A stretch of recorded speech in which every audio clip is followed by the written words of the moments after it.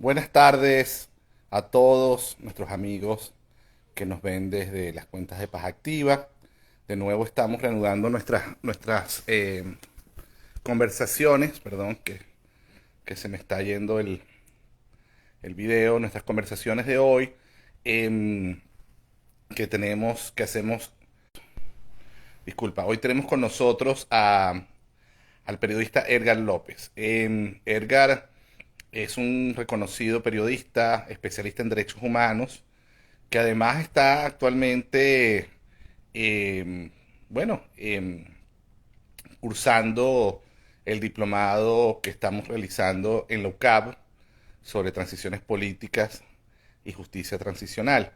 Esto viene a colación muy importantemente ahora porque tenemos, bueno, ya sabemos que estamos otra vez en una situación donde se está dando un diálogo entre las partes en conflicto en Venezuela.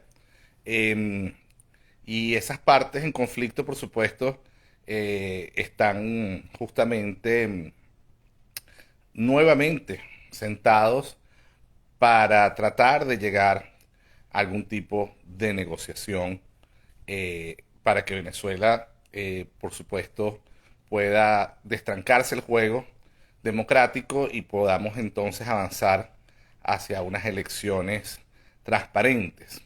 En, en el marco de esas conversaciones ya sabemos que uno de los puntos, o hay un par de puntos allí, que tocan el tema de la justicia transicional y pueden ser puntos controversiales, ¿no?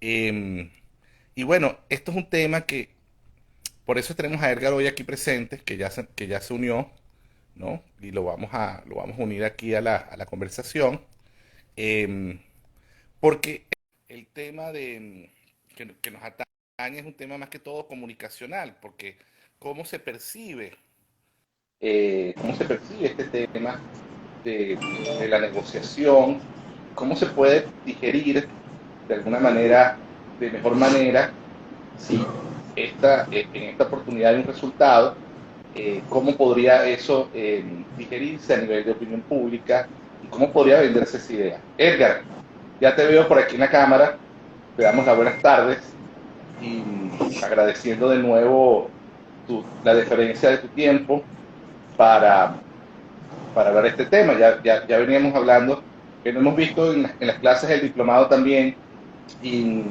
yo creo que es pertinente tener esta conversación contigo, dado que tú eres un comunicador social que trabaja temas complicados y, y este es un tema, por supuesto, que es complicado. Es un tema que ahora entramos otra vez en este tema de que se sientan las partes a dialogar y ver si hay de alguna manera un resultado de estas conversaciones que podrían, de hecho, lo que se busca es tener unas elecciones más transparentes y que sean reconocidas a nivel internacional. Y yo creo que ahí hay un elemento importante, que están hablando de reparaciones a las víctimas y temas que tocan un poco estos temas de justicia de transición. Entonces, te doy la bienvenida, Edgar, para que nos empieces a dar un poco la percepción desde el punto de vista comunicacional de cómo esto cómo puede cantarse en el futuro más cercano. Edgar, bienvenido a esta conversación. Hola Luis, buenas tardes, muchas gracias por la invitación. Tenemos Saludos problemas con a tu ti. audio. ¿Me oyes? Un momento, tengo problemas con el audio, gordo. ¿Me oyes, Luis? Se escucha muy bajito. Yo no sé si es un tema de que estás. ¿Y ahora? ¿Me escuchas Sí, mejor? se escucha, tengo que grabar el video. Ya me están comentando que tengo que grabar el video. Sí, no se te escucha mucho, Edgar. No sé si tienes, te puedes poner unos audífonos o se escucha mejor. No sé, no lo escucho muy bien. ¿Ahora? ¿Me escuchas mejor? Hola. Dice eso, que no estoy. Hola, ¿me escuchas mejor ahora? Ahora sí. Perfecto, perfecto. Perfecto. Ok. Bueno, decía en principio que muchas gracias Luis y muchas gracias a Paz Activa por promover estos espacios y bueno, saludos a tus seguidores.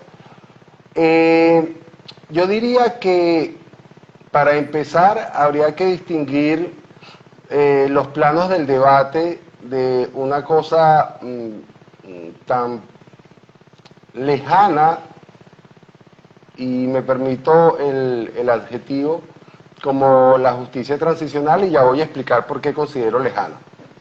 Es poco probable que en el metro de Caracas se escuche una conversación sobre justicia transicional, pero sí es probable que en el metro de Caracas alguien lamente que en 2 semanas murieron 3 niños, niñas y adolescentes en el Hospital JM de Los Ríos. Y quizás alguien un poco más informado pueda agregar que van 11 niños, niñas y adolescentes muertos en el principal hospital pediátrico del país por falta de atención médica adecuada. ¿Qué quiero decir con esto? Que hay una idea de justicia, en general, es una idea, digamos, que está ahí, y es probable que la gente tenga claro que lo que ocurre en el JM de Los Ríos es una injusticia, pero también es muy probable que frente a esa injusticia hay una percepción generalizada de que es muy poco probable que sea investigada, juzgada y sancionada efectivamente, y mucho menos, o de manera más remota, hay la percepción sobre la posibilidad de reparación de esa injusticia. Y eso tiene que ver con la percepción del funcionamiento del sistema de administración de justicia venezolano. Y yo empiezo por ahí, por la idea de justicia, porque si no hay una comprensión de la justicia en tiempos normales, entre comillas, podría ser mucho más complicado entender la justicia en tiempos de transición a la democracia. Yo creo que esta percepción generalizada esta percepción escéptica sobre el funcionamiento, el buen funcionamiento del sistema de administración de justicia tiene fundamentos, no es infundada, ¿no? Y porque está asignada por el descrédito de los operadores y operadoras de ese sistema.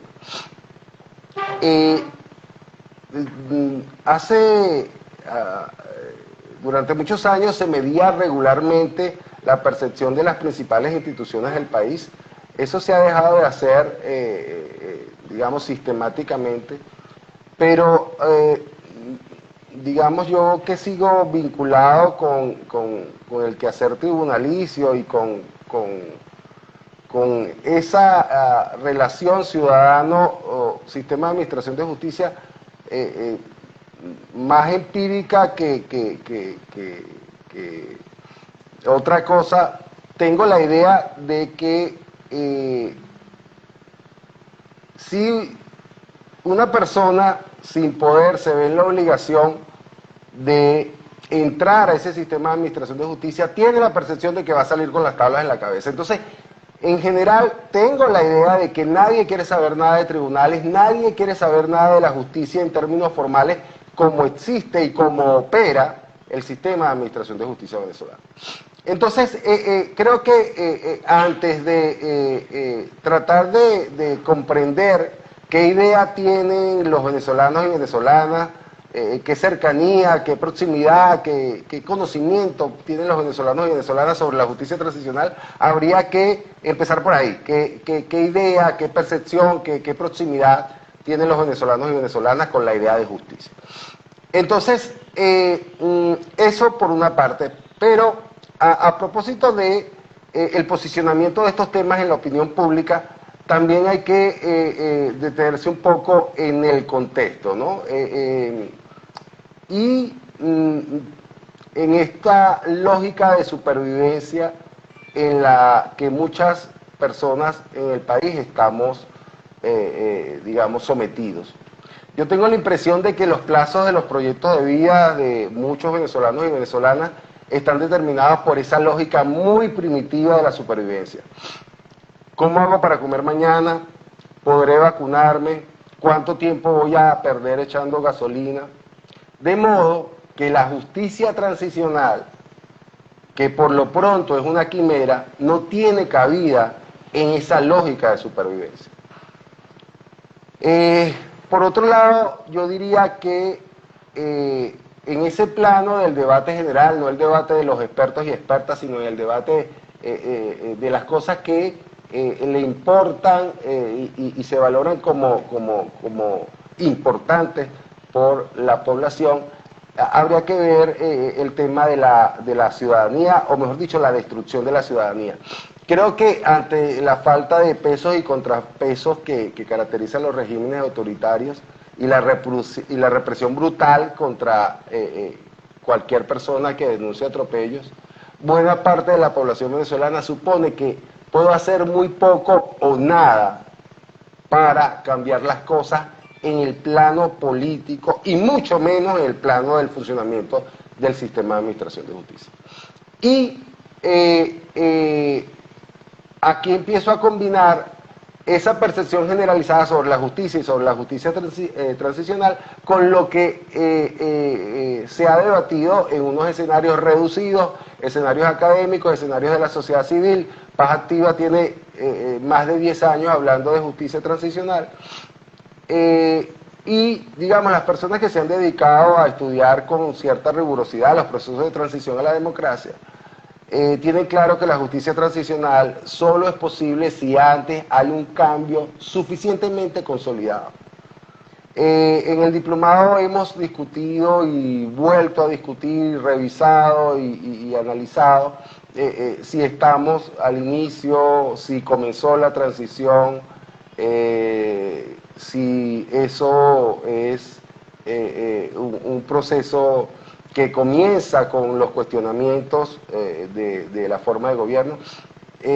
Digamos, parte de la riqueza del diplomado ha sido el debate, pero yo soy de los que piensan que, como algunos de mis compañeros, no estamos ni siquiera al principio de un proceso de transición política y mucho menos de un proceso de justicia transicional. ¿Qué quiero decir? Que antes de la justicia transicional tiene que producirse, es mi opinión personal, un cambio político, o mejor dicho, una transición política consolidada, ¿sí?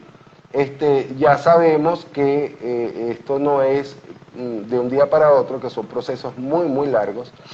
Ahí tenemos Chile con un par de hitos, la salida de Pinochet del gobierno, de la presidencia, y la constitución de Pinochet, que se reformula, se cambia sustancialmente 20 años después.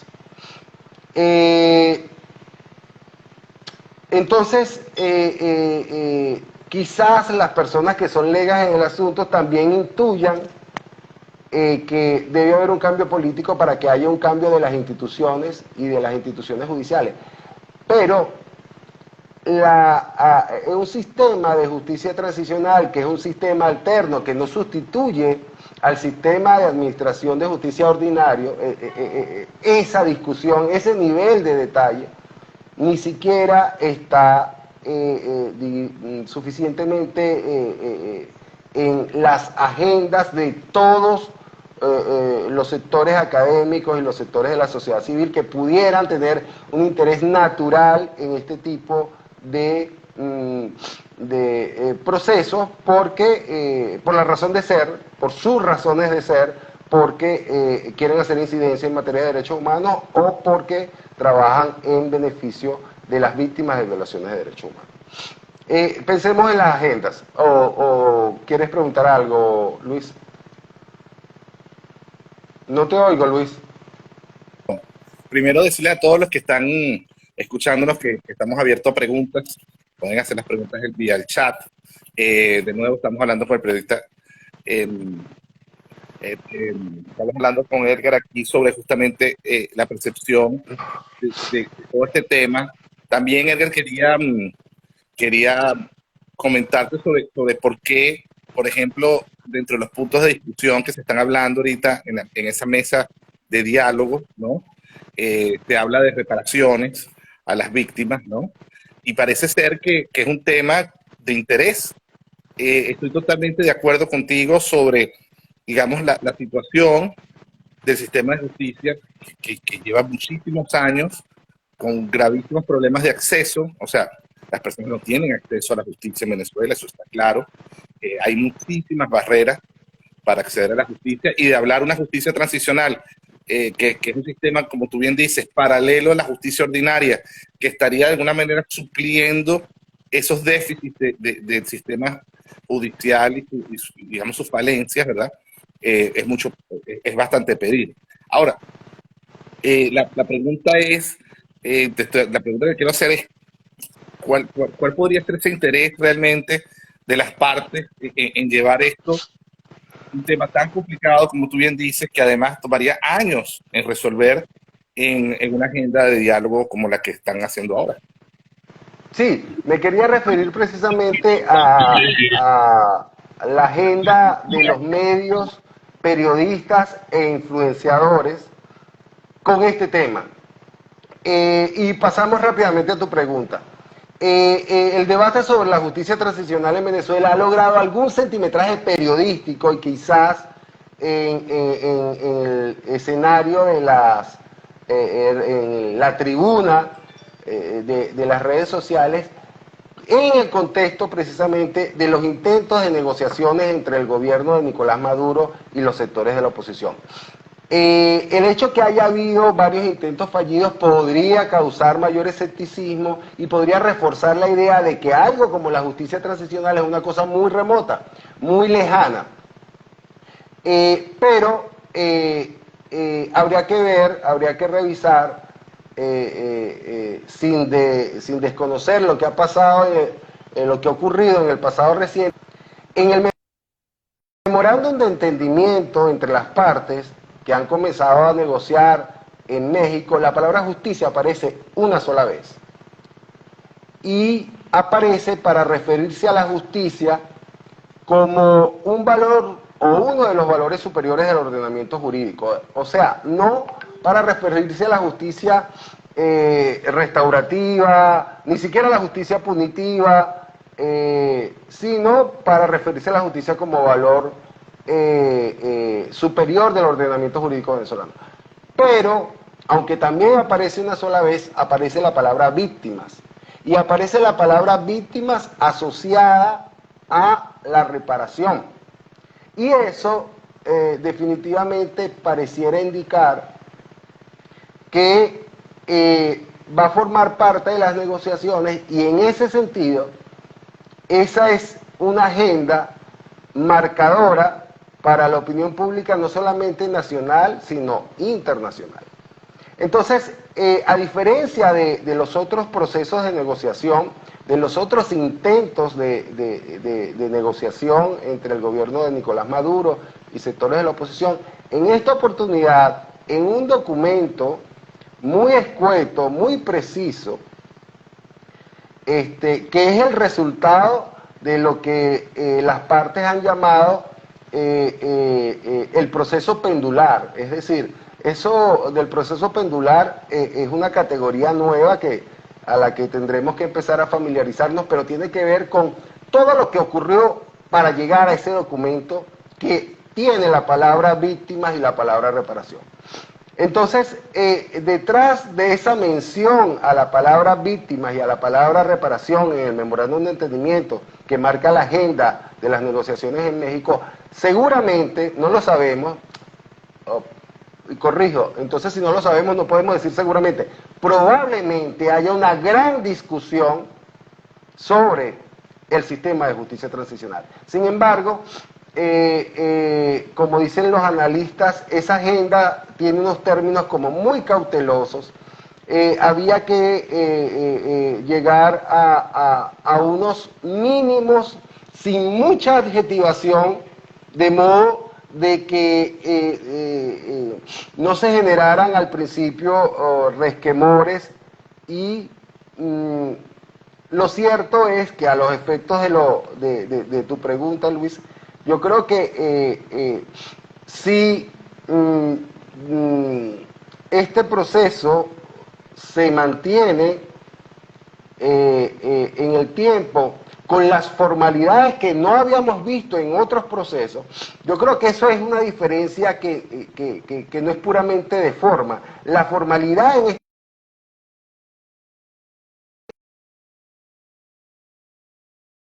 ese protocolo que vimos, esos discursos que se pronunciaron con la intención de pasar a la posteridad y que de lado y lado se celebraron o se denostaron, eso marca una diferencia importante.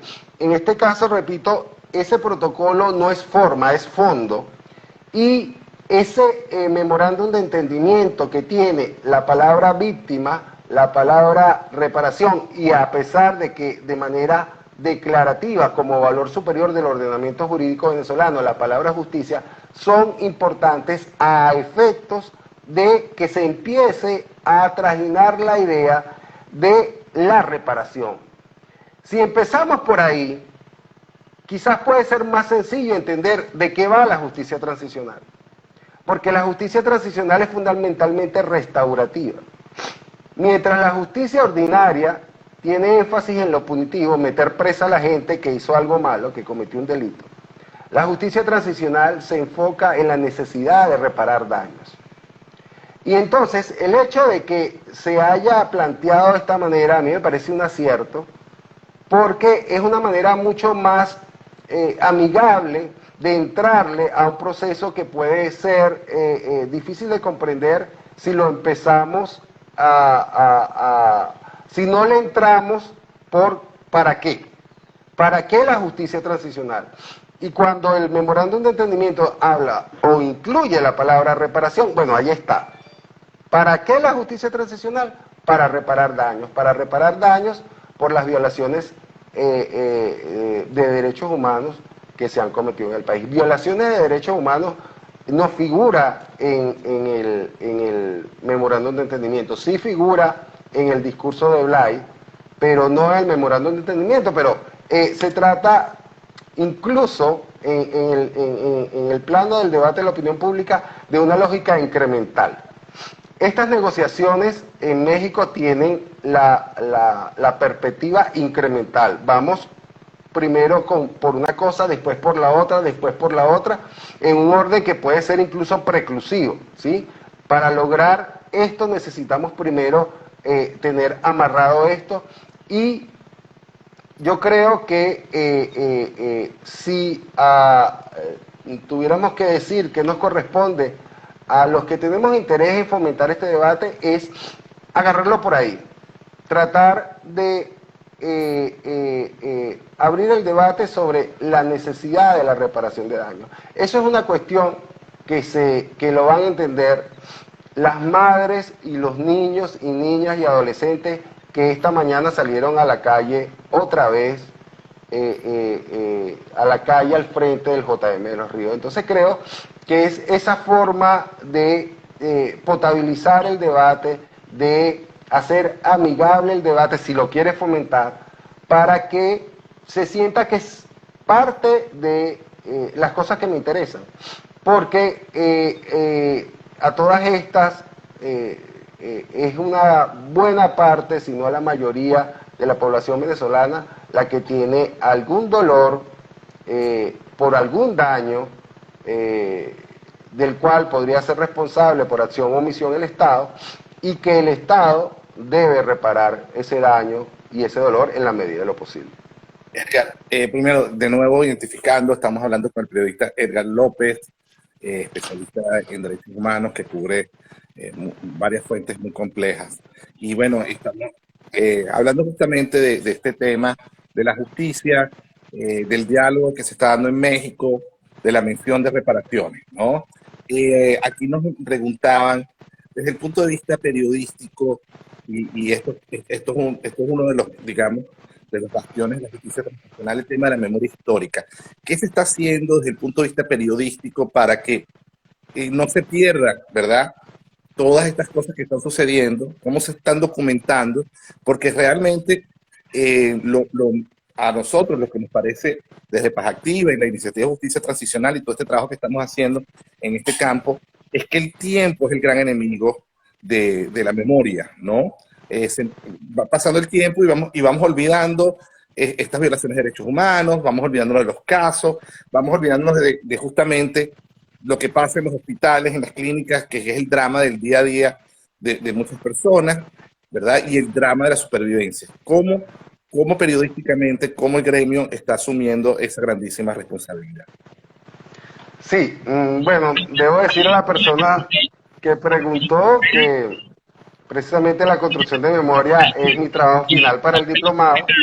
Estamos trabajando en eso y, digamos, me permito comentarles que me propongo sistematizar las buenas prácticas que existen en el periodismo para hacer documentación de violaciones de derechos humanos con enfoque de derechos humanos. Hay un aquí y ahora que es, digamos, la gran fortaleza del periodismo.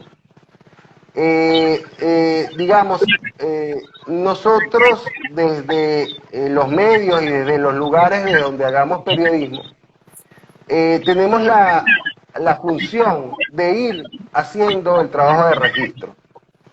Ahora, ese trabajo de registro pudiera servir de insumo para un eventual proceso de justicia transicional. Sí y no, todo depende de cómo lo hagamos.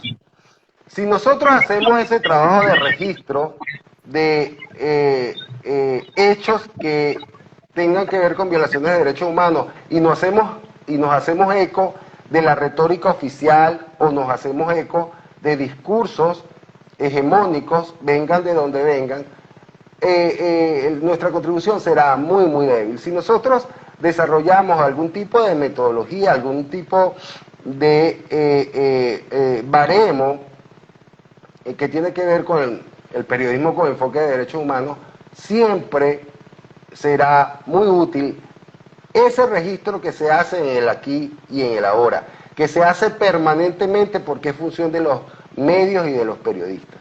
Y eso a pesar de la polarización y, digamos, la hegemonía comunicacional que desde 2007 pretende el oficialismo y se ha esforzado por consolidar el oficialismo, pese a que el ecosistema de medios en Venezuela está determinado por un acoso sistemático a los medios y a los periodistas, pese a que hay ciudades que son desiertos informativos porque ya no existen medios de comunicación.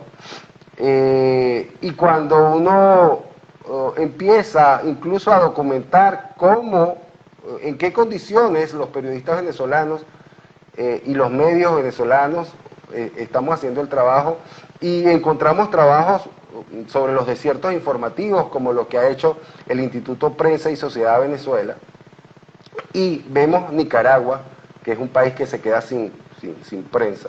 Entonces podemos hacer unas conexiones interesantes sobre el valor de la documentación permanente de lo que ocurre y que si se hace con enfoque de derechos humanos, y ya voy a explicar tres cositas sobre lo que es hacer periodismo desde mi punto de vista con enfoque de derechos humanos, la utilidad que tiene eso para un eventual proceso de justicia transicional. Y se trata básicamente de que cualquier contenido periodístico, incluso en las fuentes noticiosas más disímiles, más diversas, estoy hablando del plano cultural, del plano, digamos, de la ciencia, del plano de la economía, no solamente en el plano de lo que directamente tiene que ver con los hechos lesivos de la integridad física y de la vida de las personas. No, pensemos de nuevo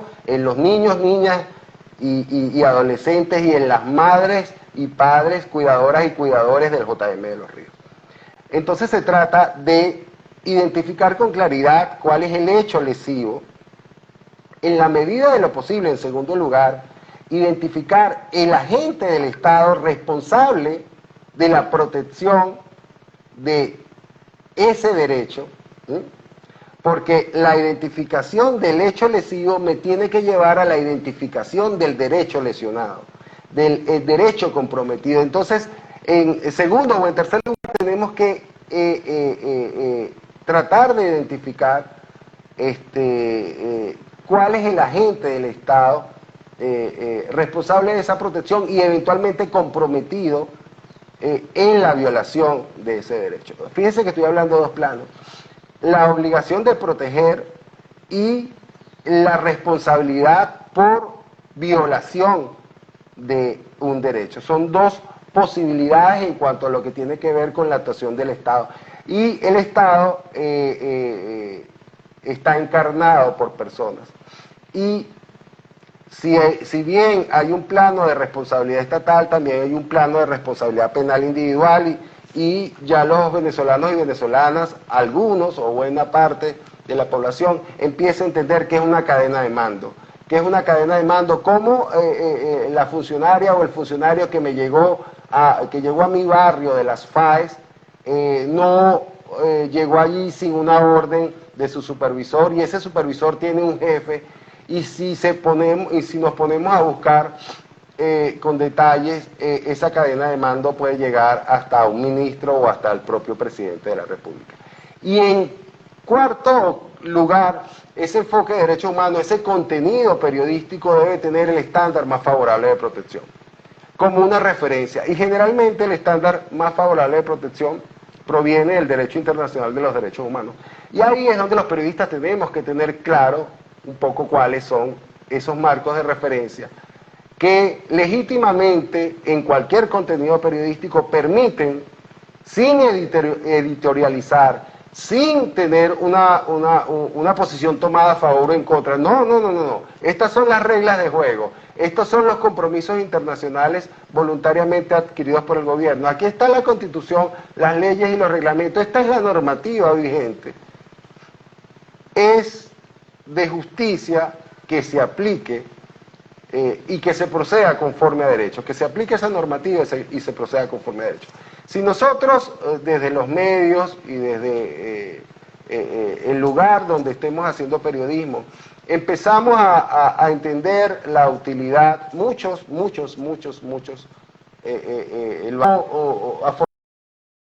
afortunadamente, y de eso va para el diplomado, tenemos unas buenas prácticas que son unas muy buenas prácticas. El tema es la sostenibilidad de esos proyectos y cómo en ese ecosistema tan comprometido de ataques a la prensa, de ataques a los medios, de ataques a los periodistas, esos esfuerzos por hacer ese tipo de periodismo que documente rigurosamente las violaciones de derechos humanos y deje registro que pueda servir de insumo para un eventual proceso de justicia transicional, es un desafío adicional. Todo eso es un desafío adicional. No es fácil, pero es lo que nos corresponde hacer. El que te iba a preguntar, hablando de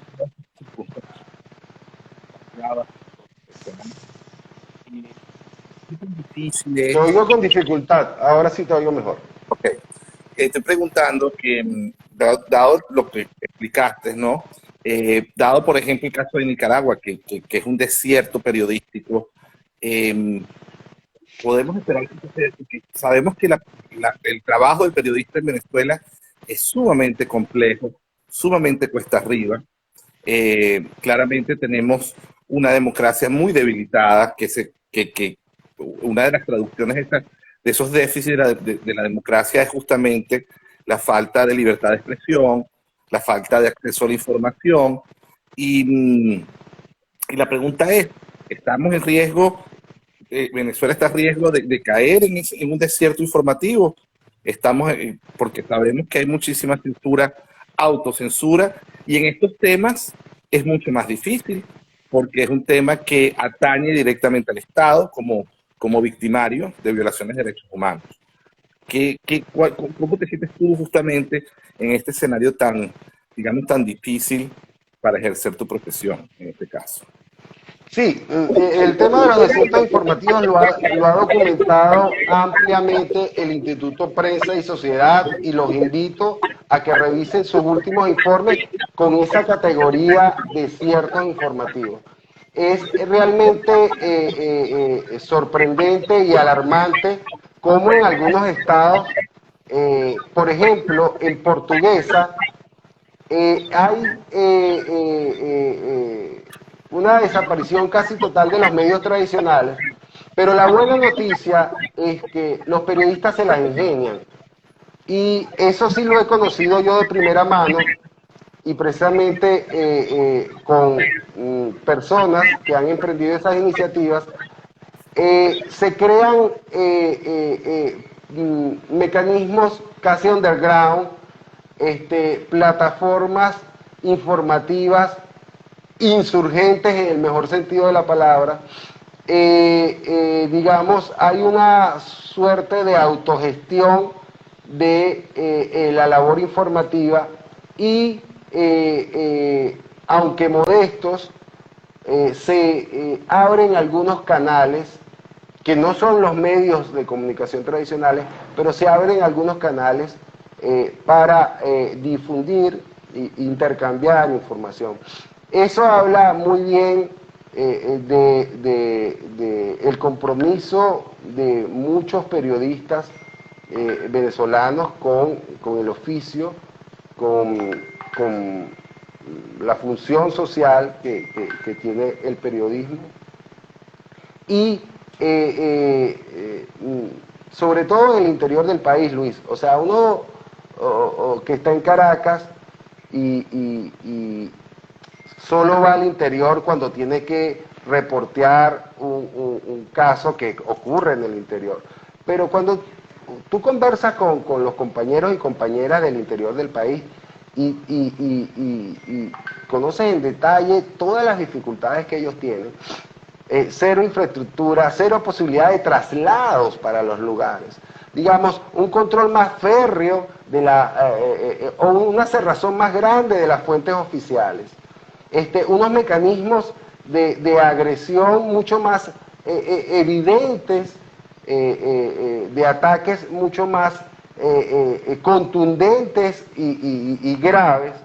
Uno dice, bueno, hay esperanza porque sobre todo hay unas nuevas generaciones de periodistas que realmente han hecho el mejor uso de estas nuevas plataformas que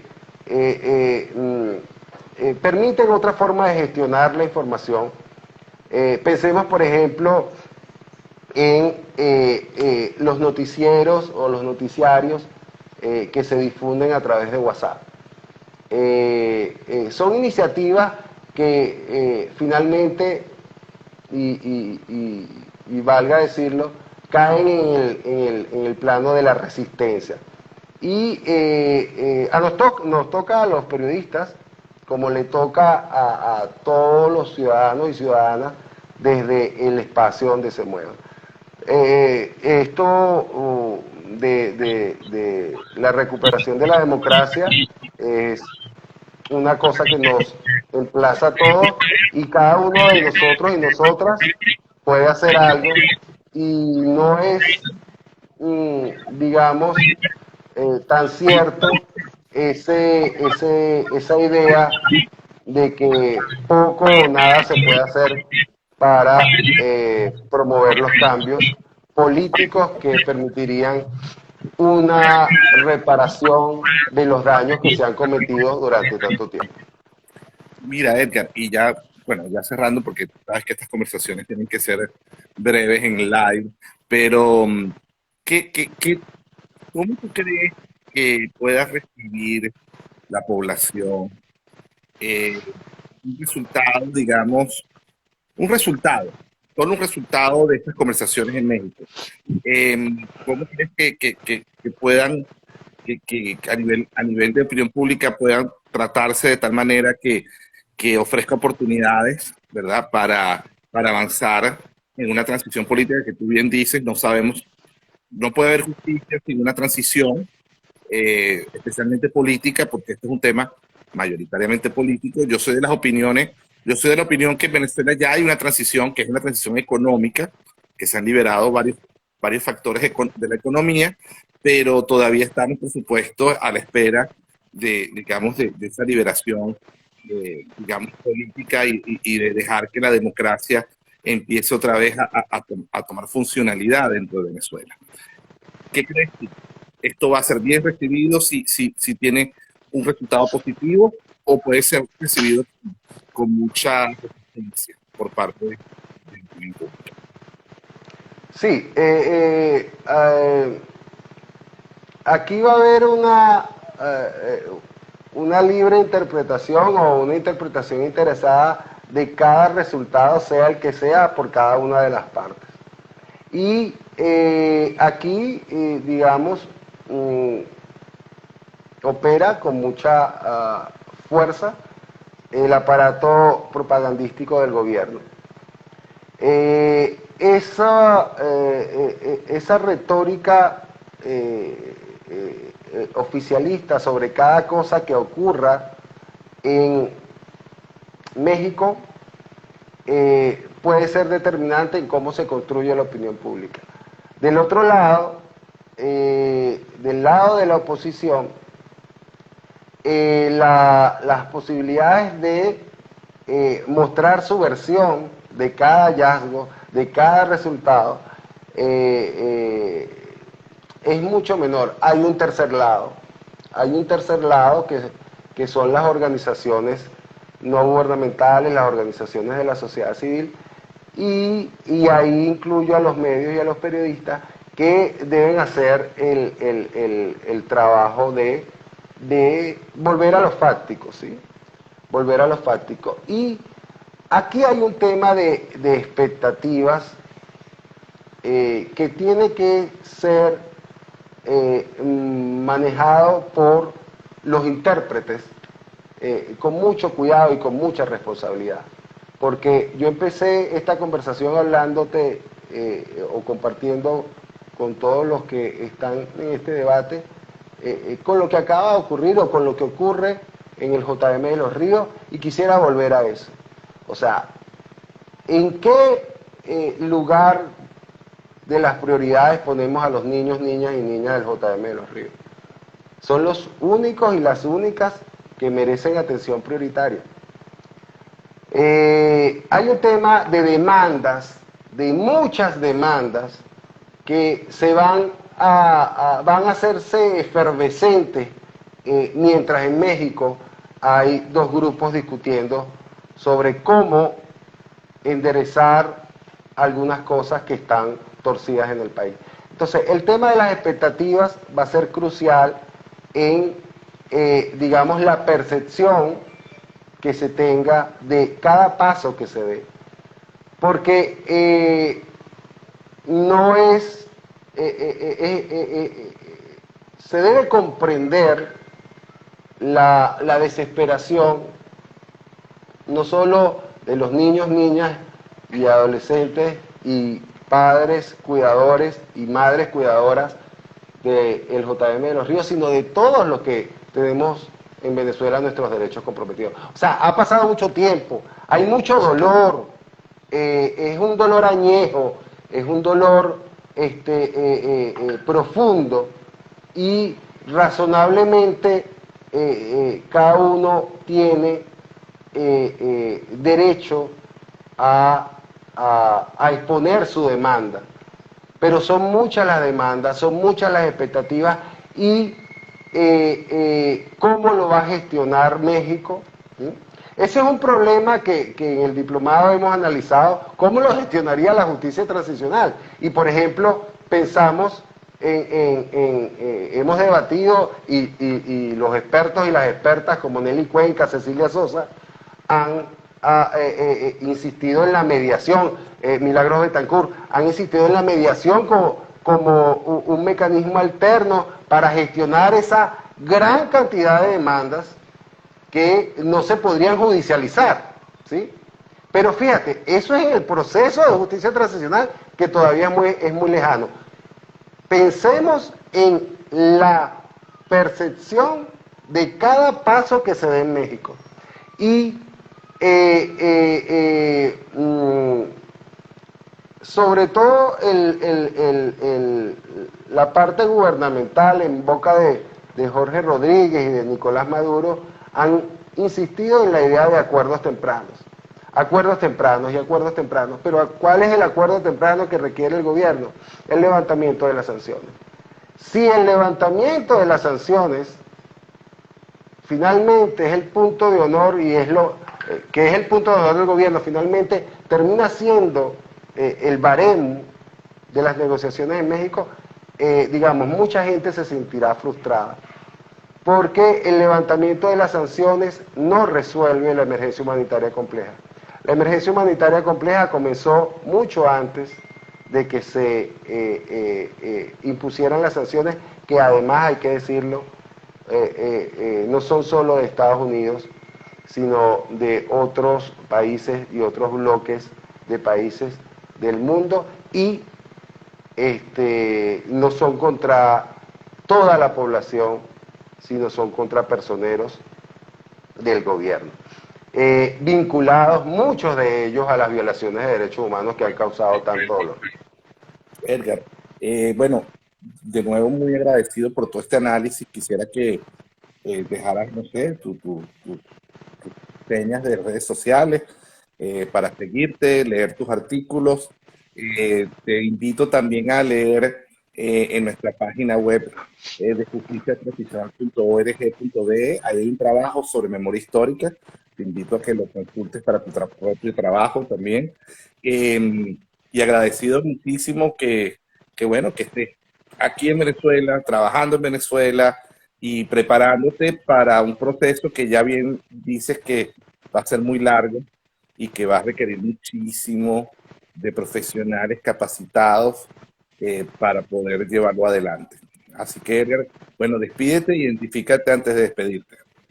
Sí, bueno, yo uso las redes sociales más para buscar información que para difundirla, pero de todas maneras en Twitter me pueden conseguir como Edgar López DDHH, y bueno, por ahí es que de alguna manera circuló información, y en estos momentos ando en el descampado del periodismo freelance.